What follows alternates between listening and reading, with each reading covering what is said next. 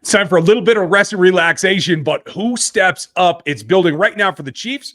What happens next on Locked On Chiefs?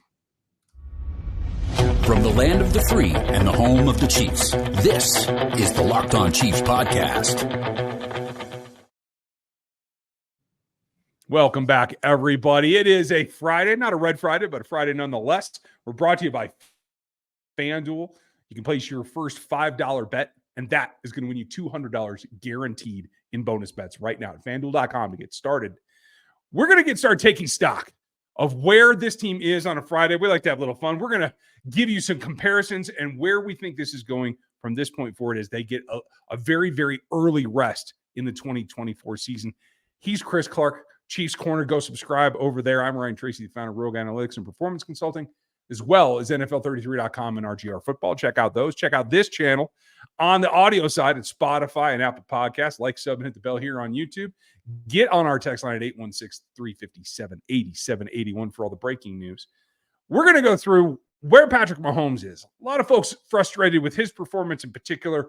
What does it mean from bye week 5 on for him, bye week 6? Where does he go from here? That's coming up later in the show. We're going to give you the trade scenarios that a lot of people are talking about, maybe some that they aren't. We're going to do in and out on that, and we're going to start right now. As this is probably the more impactful set of injuries that we've seen in the last few years, it requires more people to step up who can sustain that and who's the likely candidates. I've gotten more questions this week about Juju Smith-Schuster than he's ever been in Kansas City and likely before and maybe ever will again.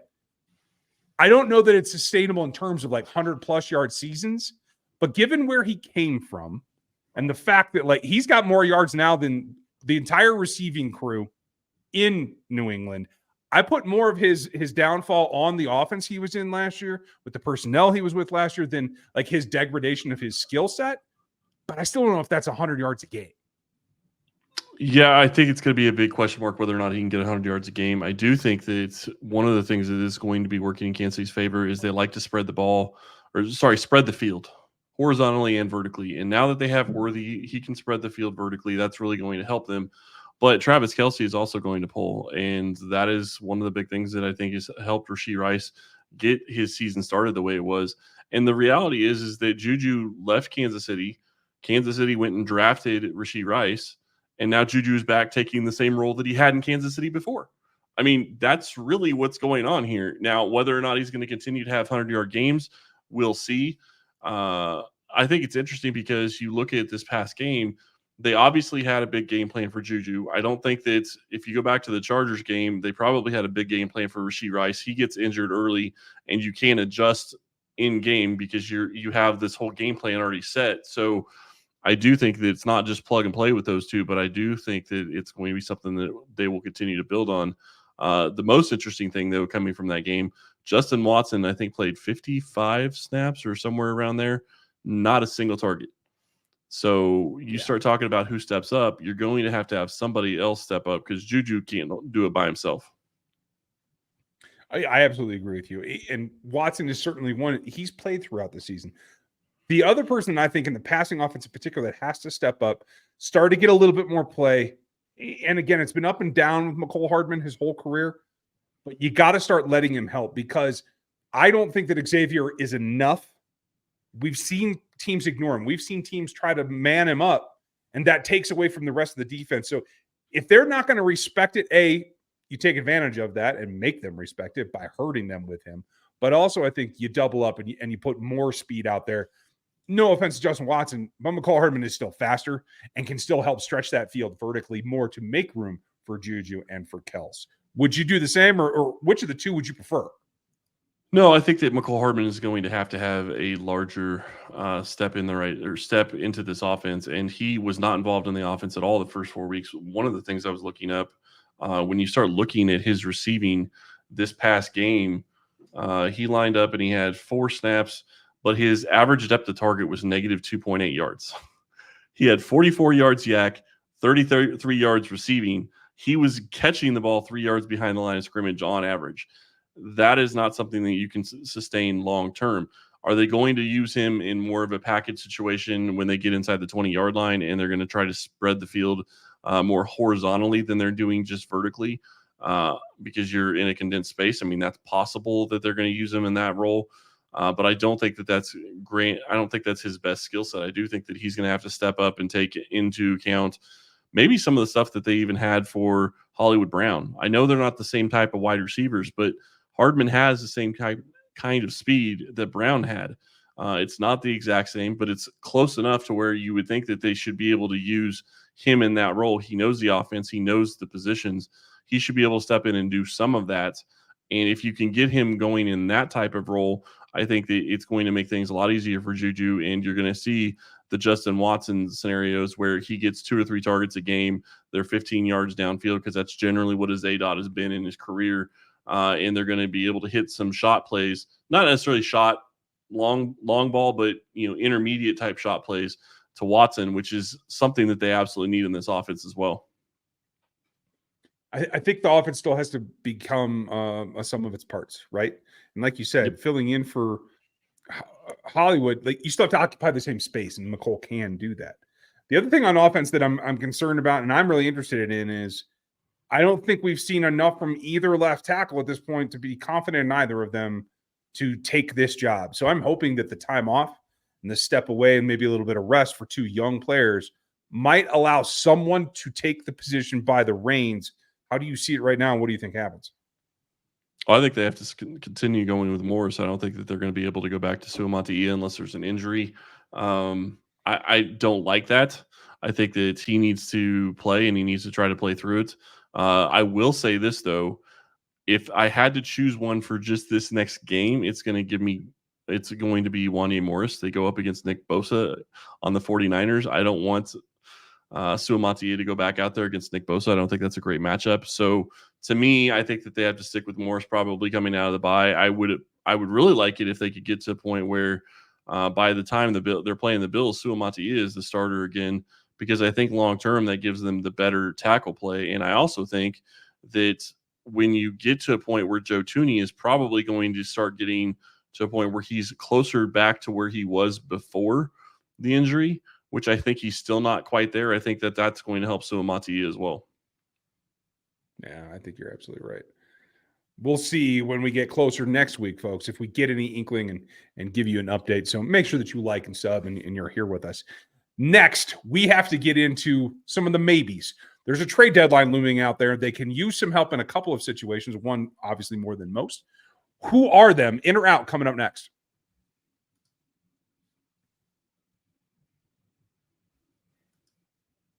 With Robinhood Gold, you don't need a silver spoon to eat up the financial flavors of the 1%. Robinhood Gold allows others to get the rates and perks usually reserved for the high society. Now, the resourceful individual with Robinhood Gold can earn the very liberal rate of 4.5% APY on uninvested cash, receive unlimited 1% deposit bonuses, and be rewarded with the handsome 3% retirement boost on an IRA account. Robinhood Gold provides the privileges of a high net worth for any net worth. These generous benefits are available for only $5 a month. The new gold standard is here with Robinhood Gold. Sign up at robinhood.com/gold. Terms apply. For specific disclosures, visit robinhood.com/gold. Investing involves risk. Rate may change. Gold membership is offered by Robinhood Gold LLC.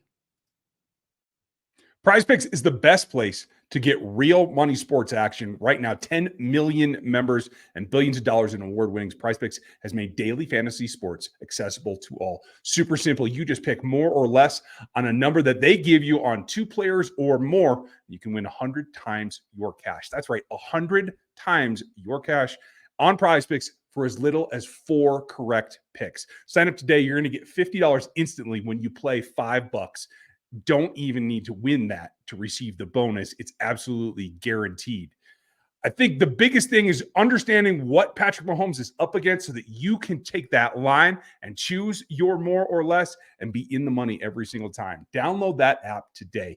Use our code LOCKEDONNFL and get $50 instantly after you play your first $5 lineup. Super, super simple, but you got to use our code LOCKEDONNFL to get the deal. It is the best way to do it. It is PrizePicks. Go check them out.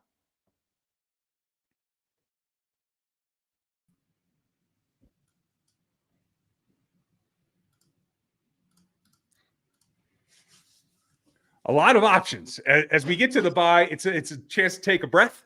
It's a chance to feel better about the situation that you're in. And for me, it's a chance to actually try to evaluate all the trade rumors because there are a ton of them out there. I don't even know where to start because there's so many scenarios that may or may not be in it. But what's your favorite one, and what do you think of it? I'm just going to kick it off, and I'm not going to say this is my favorite one, but Davante Adams isn't happening. No.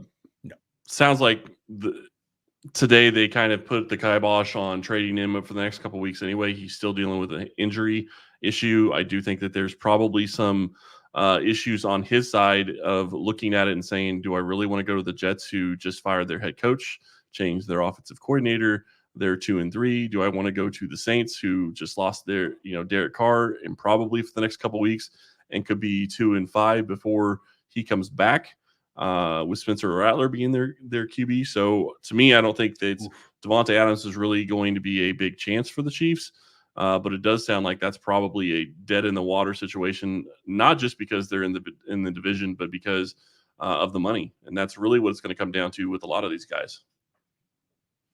Yeah, I find it hard to believe the Raiders would give that up. I was wondering if there was a three-way thing where Veach could call somebody, maybe Brandon Beane, because Brandon seems to help him out every time he needs something. Maybe Brandon can acquire Davante and then trade him back to here. Like, there's a lot of things that could happen, but it's a little bit tinfoil hat kind of process there. I don't think Buffalo's going to help out, though. No, they help every other time. In fact, I'm going to have to make a shirt that says "Thank you, Brandon." So I agree with you completely on that one. The one that's obviously the most interesting in terms of like having cap space to fit, having a guy, unfortunately, that is really frustrated where he is and could actually help fit into this role. I don't think it's a one-for-one fitting in where she writes is Amari Cooper. The one caveat I have is this is a guy that is visibly upset on the field, visibly shows his attitude to his teammates. Like, I get that he's pissed and frustrated, but I don't know if I want somebody who's that willing to put that kind of negative emotion out there coming to this roster. Chiefs are pretty sensitive to who's in the locker room. How do you read Cooper? Honestly, I don't really care about that. And the reason I don't care about that is because, if you give up, let's say, a fourth-round pick, he comes in, he creates an issue, and you have a chemistry issue. He is not showing up on the field like you would expect him to. Does it suck? Yeah, but you cut your loss and you're done with it. The money isn't a big issue. You only have, it's going to be less than $1 million you're going to owe the guy. And to me, he's a guy that could probably step in and be a very easy 2A type wide receiver, a wide receiver 2. And obviously in this offense, probably wide receiver 1 until a guy like Hollywood could come back in the playoffs. I understand what you say about him being upset. But at the same time, you go look at the offenses and look at who he's playing with. That would be frustrating to just about anybody. And I have a really hard time believing the other side of it for me is that Veach would make that call without at least talking to Cooper or talking to his agent and saying, is this going to be an issue? If it's an issue, you're not going to be here. We'll cut bait.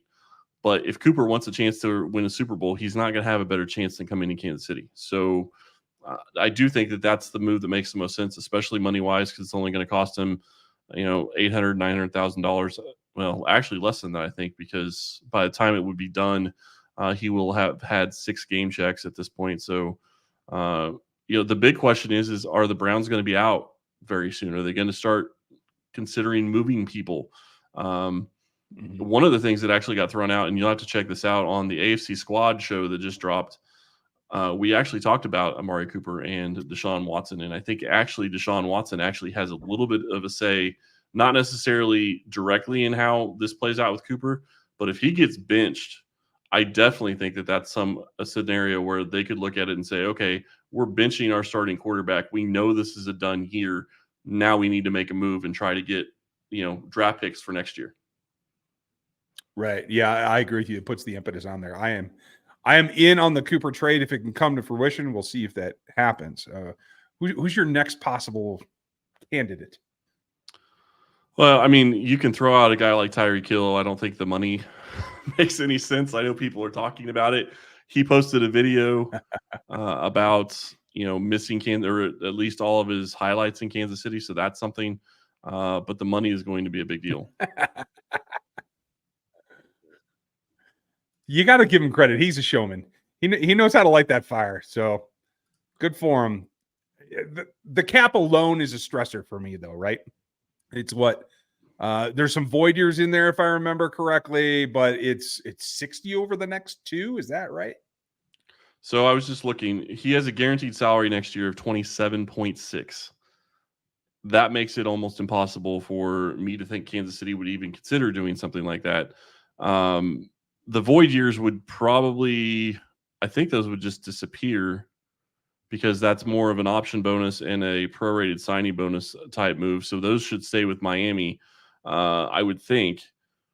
But the money is still going to be an issue for him. And the other issue is I don't think that there's any way Kansas City can make that deal happen without it being restructured before he comes to Kansas City. And if they're going to do that, then the only way to make it happen would probably be taking out the guaranteed money for next year. And I can't see a reason why you'd want to do that. But talk about getting all the gang back together. If you bring Hill back. Yeah. I was like, yeah, it's Blues Brothers. You're putting the whole band back together. That's kind of cool. I mean, Byron Pringle's lurking out there somewhere too, right? I am out on that as well. I don't think it can function, to tell you the truth. But it's a kind of a cool idea.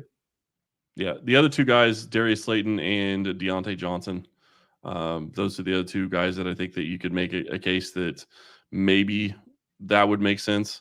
I know somebody would throw out there George Pickens because it sounds like the Steelers want to get into the market of Davante Adams. I don't want Pickens in Kansas City.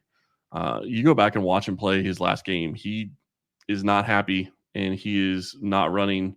And they already have a receiver on the practice squad that does some of that. I don't think they need somebody that is has even more talent to be in that wide receiver room in that regard. So Deontay Johnson, the problem with him is he's got a $7 million salary for the year. Kansas City doesn't have the money to eat it. They would have to restructure somebody to get that done. But the other big problem is Carolina can't. They have less than $200,000 left on cap space this year.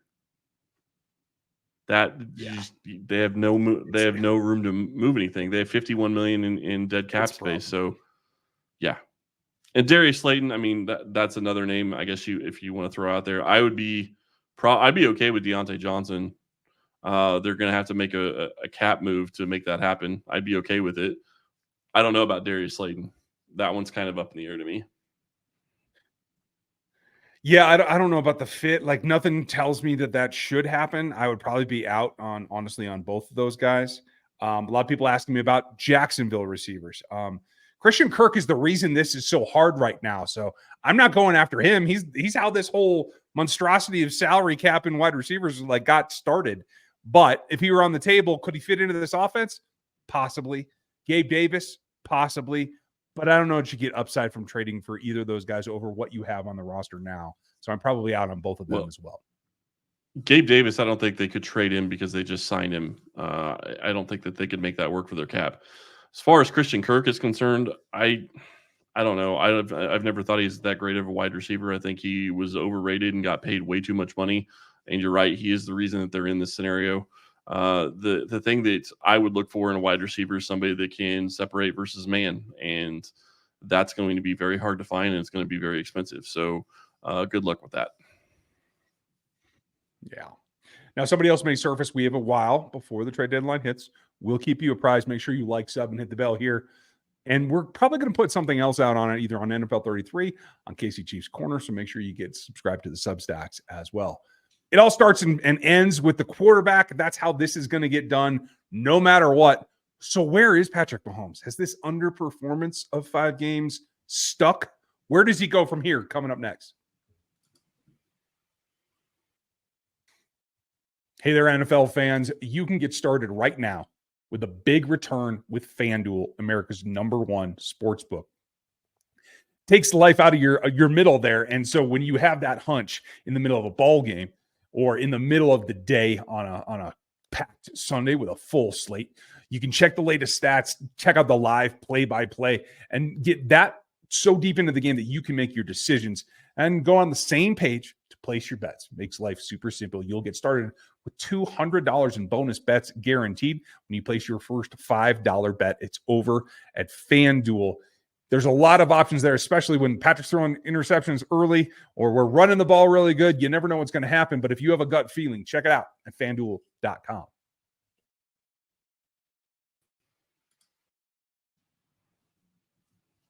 This is the fun part. As we all take a breath, hopefully players are on beaches right now, relaxing a little bit, getting a little bit of sun. Patrick Mahomes is off to a slow start. We know about the interceptions. It felt like he got partially back to his normal self the other night in Game 5, but definitely not a normal season. Let me ask you where your concern level is for him and rounding back into shape, peaking at the right time as their usual plan.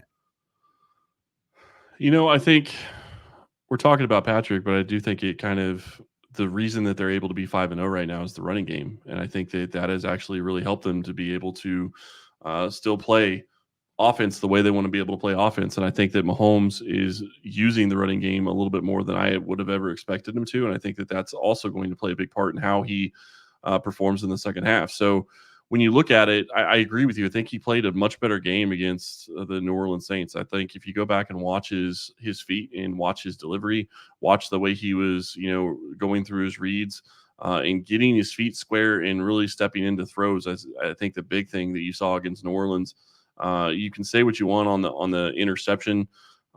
He was a little behind on the ball, but overall, I think he played a really strong game against New Orleans. And he is going to be working on his mechanics. I guarantee it over the bye week.